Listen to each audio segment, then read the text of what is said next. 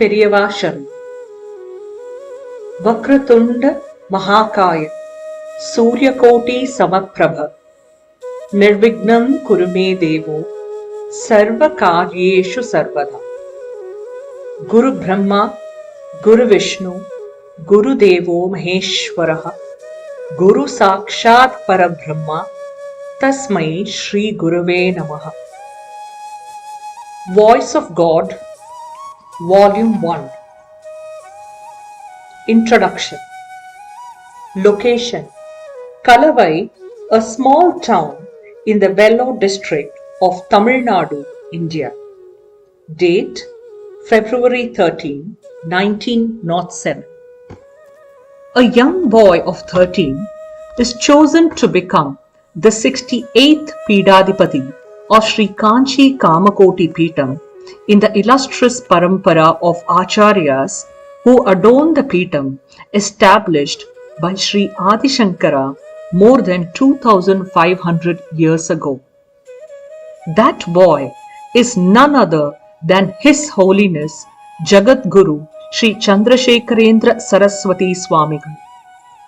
To millions of devotees, he was simply Periyava, the revered one, or Maha Periyava. Periyava in Tamil means great person. That term, however, has acquired a special meaning because it has come to refer to His Holiness. It is a term that at once conveys endearment, reverence, and devotion. It would never be mentioned in a casual manner. Mahaswamy and Paramacharya are his other well-known appellations. The Paramacharya was the Peedathipathi of the Mutt for 87 long years. During this period, Sri Kanchi Kamakoti Peetam acquired new strength as an institution that propagated Sri Adi Shankara's teaching. The devotion, fervour and intensity with which the Paramacharya practiced what Adi Shankara had preached is unparalleled. He lived a Spartan life. Throughout his life, the main focus of his concern and activities was rejuvenating Veda Adhyayana, the Dharma Shastras, and the age-old tradition which had suffered decline. Veda Rakshana was his very life breath, and he referred to this in most of his public discourses and private conversations. His providing regular support to Veda Pathashalas through the Veda Rakshana Nidhi Trust, which he founded, honoring Vedic scholars, holding regular sadhas which included discussions on arts and culture. These led to renewed interest in Vedic religion, Dharma Shastras, and Sanskrit. His long tenure as Peedathipathi was the golden era of the Kanchi Kamakoti Peetam. Paramacharya was a walking university. Scholars of all sects, not only from all over India, but also from other countries abroad, came to him and deemed it a blessing and a privilege to go back enlightened after meeting him. His regular visitors ranged from the most ordinary village folk to the highest in the land. Presidents and prime ministers, kings and queens, highnesses and excellencies came to spend a few moments with him and seek his blessings. That the Paramacharya was an extraordinary phenomenon can be seen from this incident. When he was in his late 80s, he left Kanchipuram and undertook a Pada Yatra through Karnataka, Maharashtra and Andhra. Before he returned to Kanchipuram, he made all arrangements for the construction of an exquisite Nataraja temple at Satara, Uttara Chidambaram. The uniqueness about this temple is the fact that the states of Tamil Nadu, Pondicherry, Andhra Pradesh, Karnataka and Maharashtra came together to build the 5 doorways to the temple. The state of Kerala supplied the entire wood required for the temple. It was only his grace and moral influence that made this possible. The Paramacharya's Catholicity of outlook was extraordinary. He was the Advaita Acharya. He was the authentic spokesman of Hindu religion and its Dharmashastras and of Sanatana Dharma. He even believed that it was Vedic religion that had prevailed all over the world in ancient times. But just as he had high regards for the acharyas of other philosophical doctrines like Ramanuja and Madhava and the Nayanmars of Saiva Siddhanta, he had great respect for Jesus and Muhammad Nabi the Prophet. He could be so considerate as to express the view that those who indulge in proselytization did so out of their conviction that their religion alone could secure redemption.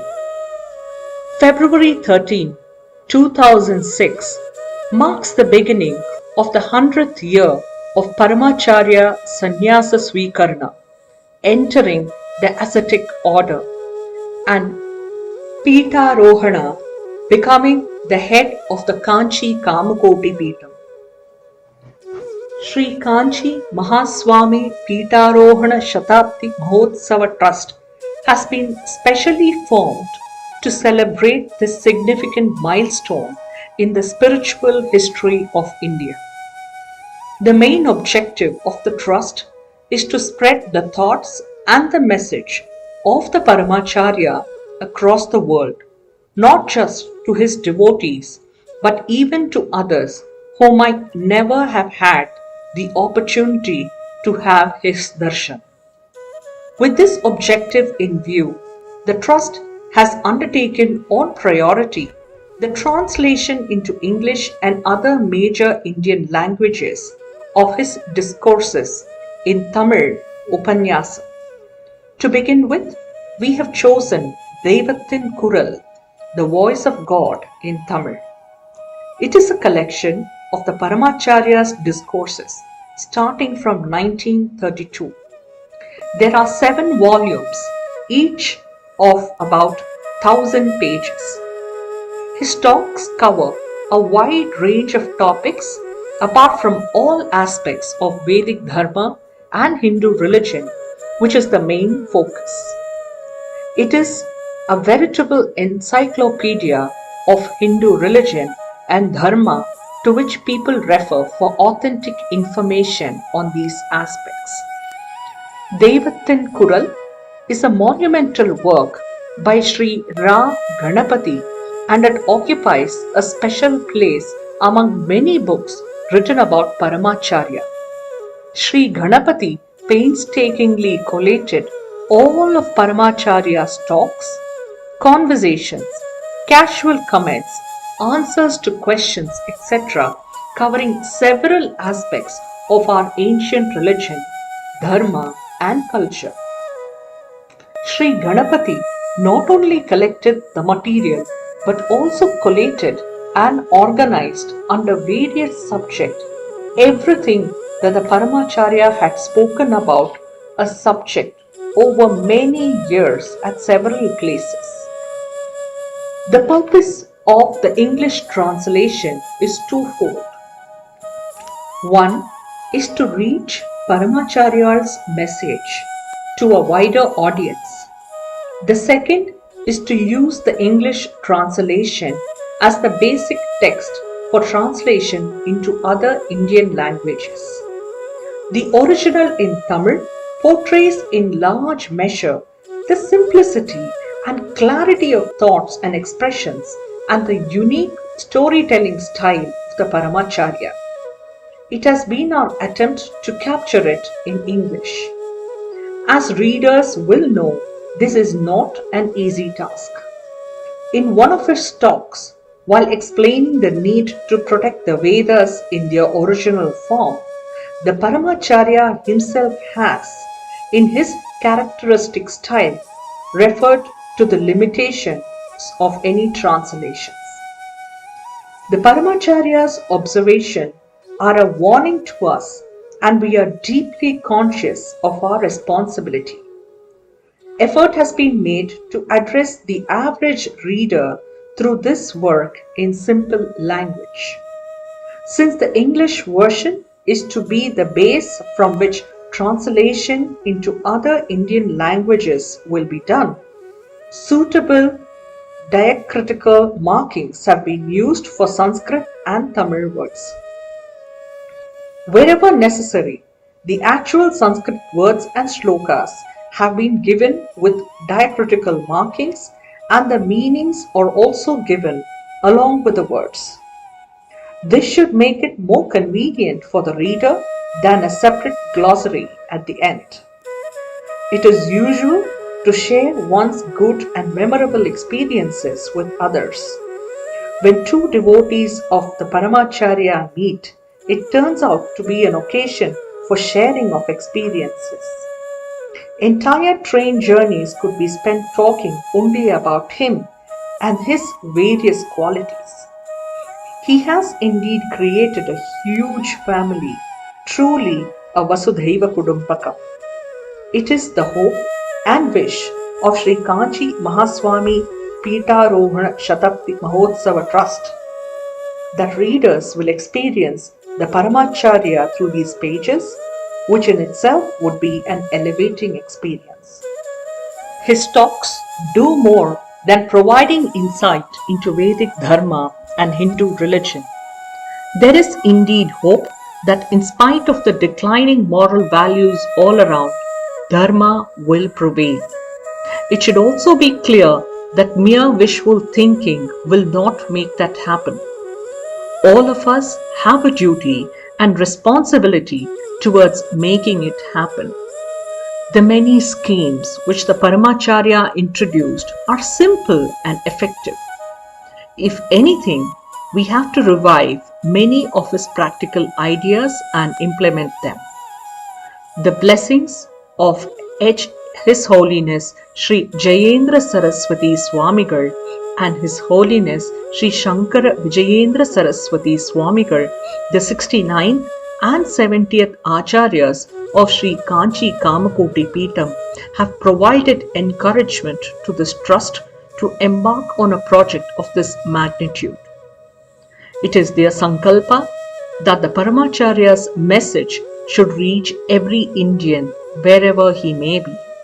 We are overwhelmed by the responsibility they have placed on us. Millions of the Paramacharya's devotees sincerely believe that he is alive even today and he is guiding us on the path of Dharma. It is his spirit that acts as the beacon in these troubled times. It is through his grace that this work is being published, and it is through his grace that this audio is being released.